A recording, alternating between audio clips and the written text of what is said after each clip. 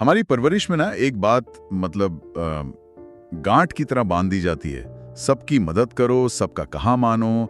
मुझे आज भी याद है, बचपन में कोई मेहमान घर आता था और मम्मी कहती थी, बेटा अंकल को गाना सुनाओ। और मेरा बिल्कुल मन नहीं होता था।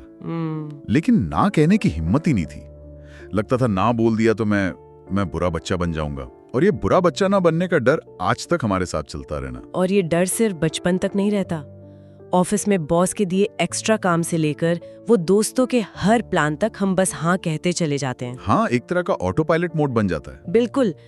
हमें लगता है कि हाँ कहने से हम अच्छे दोस्त बने रहेंगे, अच्छे कर्मचारी, एक अच्छे इंसान बने रहेंगे। लेकिन हम ये हिसाब लगाना भूल जाते हैं कि हर हाँ की एक कीमत चुकानी पड़ रही है। बिल्कुल। और यही आज हमारी चर्चा का केंद्र है। हमें लेखक अब्दुल्ला मंसूर का एक बड़ा दिलचस्प लेख मिला जिसका शीर्षक है ना कहने का जादू। आज हम इसी लेख की मदद से ये समझने की कोशिश करेंगे कि क्या ना कहना वाकई इतना बुरा है, या फिर ये एक ऐसा हुनर है जिसे सीखना हमारी मानसिक शांति और सफलता के लिए बहुत जरूरी है। मैं तो कहूंगी ये एक सुपर पावर है। देखिए, आज की चर्चा का मकसद ना कहने को बढ़ावा देना नहीं है, बल्कि ये समझना है कि सोच समझकर ना कहना कैसे हमें उन चीजों को पूरी शिद्दत से हाँ कहने की ताकत देता है जो हमारे लिए सच में मायने रखती हैं। अच्छा। हाँ, ये कोई नकारात्मकता नहीं है, बल्कि अपनी ऊर्जा को सही दिशा में लगाने की एक कला है। तो चलिए इसी बात को थोड़ा और गहराई से समझते हैं। लेख की शुरुआत ही एक बहुत शक्तिशाली विचार से होती है कि हर हाँ की एक कीमत होती है। जब हम किसी को हाँ कहते हैं तो हम अनजाने में किसी और चीज को ना कह रहे होते हैं। मैंने इस पर पहले कभी ऐसे सोचा नहीं था। ये एक, आप कह सकते हैं कि एक अदृश्य सौदा है जो हम हर रोज हर घंटे करते हैं। सोचिए, आपका कोई दोस्त वीकेंड पर एक ऐसे प्लान के लिए बुलाता है जिसमें आपकी कोई दिलचस्पी नहीं है, लेकिन आप मना नहीं कर पाते और हाँ कह देते हैं। उस एक हाँ के बदले में आप असल में अपने आराम को, शायद अपने परिवार के साथ बिताए जाने वाले वक्त को, या उस किताब को जिसे आप हफ्तों से पढ़ना चाहते थे। बिल्कुल, आप उन सब चीजों को ना कह रहे होते हैं। मंसूर इसे हमारे समय और ऊर्जा की चोरी कहते हैं। और चोर कोई और नहीं, हमारी खुद की हाँ होती है। ये तो बिल्कुल वैसा ही है जैसे ऑफिस में कोई सहकर्मी अपना काम करने में मदद मांगता है और हम वो दोस्ती या दबाव में हाँ कह देते हैं। उस वक्त हम शायद बॉस की नजर में अच्छे बन जाते हैं, लेकिन हम अपने जरूरी काम को, अपनी डेडलाइन को और दिन के आखिर में जो मानसिक शांति मिलती है उसको ना कह रहे होते हैं। नतीजा, देर रात तक काम, तनाव, चिड़चिड़ापन। बिल्कुल। और यही आदत धीरे धीरे हमें बर्नआउट की तरफ ले जाती है। हम हर किसी की उम्मीदों का बोझ उठाते उठाते इतना थक जाते हैं कि अपने सपनों का बोझ उठाने की हिम्मत ही नहीं बचती। हाँ, हम सबके लिए उपलब्ध रहते हैं सिवाय अपने लिए। हाँ, और यहीं पर लेखक एक बहुत जरूरी सवाल पूछते हैं, क्या दूसरों को खुश करने की कीमत खुद की खुशी से ज्यादा है? वाह, ये सवाल तो वाकई सोचने पे मजबूर कर देता है। और इसी समस्या के समाधान के लिए लेख में एक कमाल की उपमा दी गई है, तलवार और ढाल की। ये बात मुझे बहुत दिलचस्प लगी। अच्छा। हम हमेशा हाँ यस को एक तलवार की तरह देखते हैं जिससे हम अवसर हासिल करते हैं, नए रिश्ते बनाते हैं, आगे बढ़ते हैं। लेकिन ना नो के बारे में क्या है? ना हमारी ढाल है, हमारा सुरक्षा कवच। एक योद्धा सिर्फ तलवार चलाना नहीं जानता, उसे ढाल से खुद को बचाना भी आना चाहिए। आपकी हाँ वाली तलवार आपको नए प्रोजेक्ट दिला सकती है, लेकिन आपकी ना वाली ढाली आपको उन फालतू के कामों से, उन बेकार की मीटिंग्स और उन लोगों से बचाएगी जो आपकी ऊर्जा को दीमक की तरह खा जाते हैं। मतलब ना कहना एक तरह का डिफेंस मैकेनिज्म है, अपनी सीमाओं की, अपने समय की रक्षा करना। हाँ, पर इसमें एक बारीक बात भी है जिसका ध्यान रखना जरूरी है। कुछ लोग ना को ढाल की तरह इस्तेमाल करते करते इतने रक्षात्मक हो जाते हैं कि वो हर नए अवसर को ही शक की नजर से देखने लगते हैं और उसे भी ना कह देते हैं। अच्छा, ये भी एक पहलू है। तो यहाँ चुनौती संतुलन बनाने की है। ये समझना किस चीज से खुद को बचाना है और किस अवसर को गले लगाना है। ये ढाल डरपोक बनाने के लिए नहीं, बल्कि हमें समझदार और रणनीतिक बनाने के लिए है। ठीक है, ये संतुलन वाली बात बहुत जरूरी है। लेकिन फिर भी हम में से ज्यादातर लोगों के लिए ये ढाल उठाना इतना मुश्किल क्यों होता है? सुनने में तो सब बहुत तार्किक लगता है, पर असल जिंदगी में जब कोई सामने से कुछ मांगता है तो हमारे मुंह से ना की जगह हाई क्यों निकलता है? देखिए, इसके पीछे ना कुछ गहरे मनोवैज्ञानिक कारण हैं जिन पर लेखक ने भी रोशनी डाली है। सबसे बड़ा कारण है पसंद किए जाने की चाहत। मतलब the need to be liked. हम सब सामाजिक प्राणी हैं। हमें इस बात से बहुत फर्क पड़ता है कि लोग हमारे बारे में क्या सोचते हैं। हमारे अंदर ये डर बहुत गहरा बैठा होता है कि अगर हमने किसी को मना कर दिया तो वो हमें स्वार्थी समझेगा, मतलबी या घमंडी समझेगा, कोई हमें अपनी टीम से, अपने ग्रुप से बाहर न कर दे। ये डर हमें वो काम करने पर भी मजबूर कर देता है जो हम नहीं करना चाहते। और दूसरा कारण जो आज के जमाने में शायद और भी बड़ा हो गया है, वो है फोमो। हाँ, फियर ऑफ मिसिंग आउट, छूट जाने का डर। हमें लगता है कि अगर हमने इस पार्टी में जाने से मना कर दिया तो शायद हम कोई बहुत मजेदार किस्सा मिस कर देंगे। अगर हमने इस प्रोजेक्ट को ना कह दिया तो क्या पता यही हमारे करियर का टर्निंग पॉइंट होता। ये डर हमें हर चीज के लिए हाँ कहने पर मजबूर करता है। और सोशल मीडिया इस फोमो की आग में घी का काम करता है।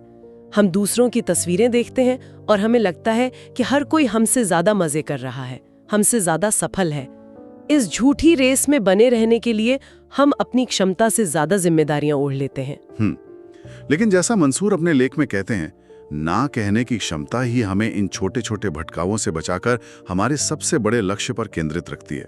इस डर से निपटने के लिए लेख में हवाई जहाज वाले ऑक्सीजन मास्क का एक शानदार उदाहरण दिया है। ओ हाँ, जब प्लेन में कोई आपातकालीन स्थिति आती है तो घोषणा की जाती है, दूसरों की मदद करने से पहले अपना ऑक्सीजन मास्क खुद पहने। ये बात जिंदगी में भी उतनी ही सच है। बिल्कुल, क्योंकि अगर आप खुद ही सांस नहीं ले पा रहे तो आप किसी और को कैसे बचाएंगे। सेल्फ केयर, ये खुद की देखभाल कोई स्वार्थ नहीं है, ये एक जरूरत है। सही बात है। अगर आपकी मानसिक और शारीरिक ऊर्जा खत्म हो चुकी है तो आप ना तो अपने परिवार के लिए कुछ कर पाएंगी, ना अपने काम के लिए। अपनी बैटरी को चार्ज रखना आपकी जिम्मेदारी है, और कभी-कभी ना कहना ही वो चार्जर होता है। लेकिन फिर उस अपराध बोध, उस गिल्ट का क्या करें जो ना कहने के बाद महसूस होता है। हमें लगता है कि हमने किसी को निराश कर दिया। मुझे याद है जब मैंने करियर की शुरुआत में अपने सीनियर्स को वीकेंड पर काम करने के लिए मना करना शुरू किया तो मुझे बहुत अपराध बोध होता था। ऐसा लगता था कि मैं टीम का साथ नहीं दे रही। लेकिन फिर मुझे एहसास हुआ कि उस ना की वजह से मुझे जो आराम मिलता था उससे मैं सोमवार को ज्यादा ताजगी और नए विचारों के साथ काम पर लौटती थी। धीरे धीरे लोगों ने भी समझना शुरू कर दिया, गिल्ट एक स्वाभाविक भावना है, लेकिन हमें खुद को याद दिलाना होगा कि एक समझदारी भरी ना लंबे समय में हमारे और दूसरों के लिए भी ज्यादा फायदेमंद होती है। ठीक है, तो ये मनोविज्ञान तो समझ आ गया, मान लिया कि ना कहना जरूरी है। लेकिन अब आते हैं सबसे मुश्किल हिस्से पर, कहें कैसे?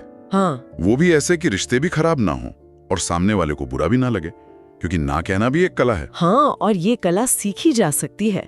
लेख में इसके कुछ बहुत ही व्यवहारिक तरीके बताए गए हैं। पहला और सबसे जरूरी तरीका है सीधे और स्पष्ट रहें, लेकिन विनम्रता के साथ। बातों को गोलमोल घुमाने, टालमटोल करने या झूठे बहाने बनाने से बचें। लेकिन हमारे समाज में सीधा मना करना अक्सर रूखापन मान लिया जाता है।